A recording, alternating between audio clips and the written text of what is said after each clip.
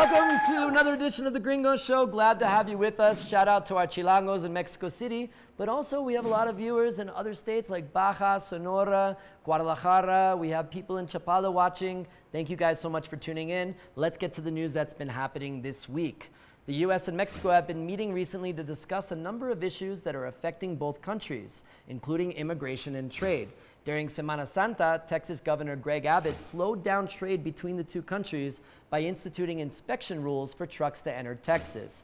He was doing this in response to the Biden administration's new ruling to suspend a Trump-era restriction that essentially banned migration to the U.S. because of the pandemic. He said that he would be implementing these commercial vehicle safety inspections. It's also causing quite a stir. Now, they are deeming these safety checks to make them legal, but Governor Abbott saying his troopers are in fact looking for migrants, illegal cargo, drugs, smugglers, and this move is already causing quite the backup in traffic and business. The restriction is due to be lifted on May 23rd, so many are expecting that news of the lifting will trigger an onslaught of migrants trying to cross the border. The Abbott decision cost both countries billions of dollars in lost trade due to spoiled food, and it wreaked havoc on the supply chain. For example, consumers had to wait much longer to receive their goods, like this Sonic the Hedgehog Christmas ornament, or this classic Mexican poncho. I have a tip, gringos. No one wears this in Mexico but you. Biden and AMLO had a phone call last week that lasted almost an hour, probably because AMLO talks real slow, and Biden may have taken a short nap, as 79-year-olds do. I'm sure it went like, "Hey, Andres, I can't seem to get my camera to work. Do you know what to do?" No sé. Usar Zoom. Este producto es un arma hecha por conservadores para arruinar mi administración. They spoke about the Texas situation and also about the conditions of migrants on the border as a human rights issue. Chancellor Marcelo Ebrard made a trip up to Washington this week, first to shop at the Big and Tall store, because they don't make shoes in his size in Mexico. It's really tall. But also to discuss security and immigration, specifically creating jobs in Central American countries to stop the flow of migration. In addition, the chancellor, by the way, that sounds sexy, right? Like, my chancellor. My chancellor is preparing for the Summit of the Americas to be held in June in Los Angeles.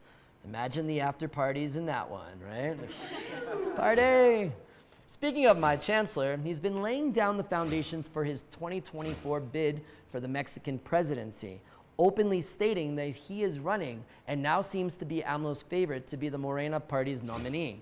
Also in the mix are Claudia Sheinbaum, who is the head of government of Mexico City, the Senate Majority Leader Ricardo Monreal, and the Secretary of Government, who is kind of like the Vice President, Adán Augusto López.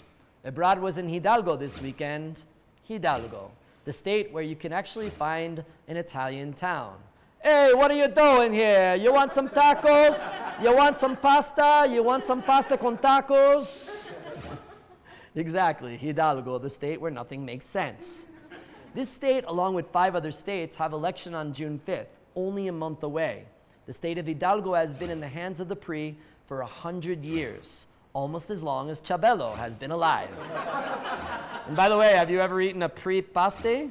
You gotta find a guy, you gotta pay him a bribe, you gotta vote for a specific guy, and then you get your paste.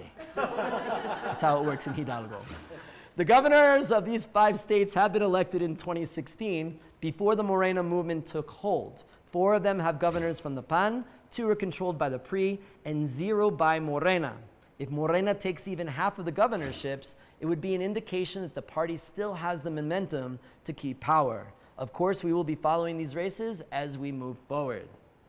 The news of the week that everyone's been talking about has been about a tragic incident that occurred near Irapuato in the state of Guanajuato, involving the National Guard and a van full of university students.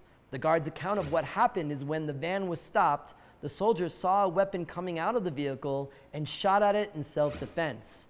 A 19-year-old student died from the shooting. And of course, due to the case of the missing 43 students in 2014, this is a very sensitive issue. The officer in question was released over the weekend because it was determined that the bullet that killed the student was not from his gun, which then caused an uproar on social media.